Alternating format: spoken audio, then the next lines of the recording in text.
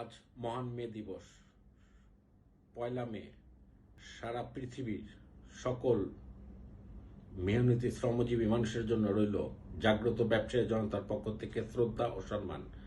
1886 সালে পয়লা মে শিকাগো শহরের শ্রমিকরা তাদের ন্যায্য দাবি দেওয়ার আদায়ে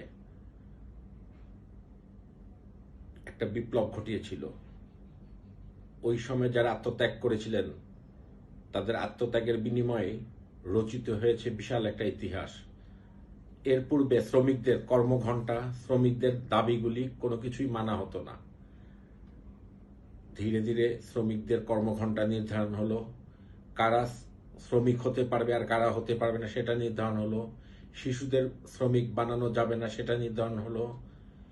এই বিষয়গুলি সব উঠে এসেছিল ওই 1886 সালের পয়লা মে যে আন্দোলন হয়েছিল, যেই শ্রমিকরা আত্মত্যাগ করেছিলেন তাদের আত্মত্যাগের বিনিময়ে।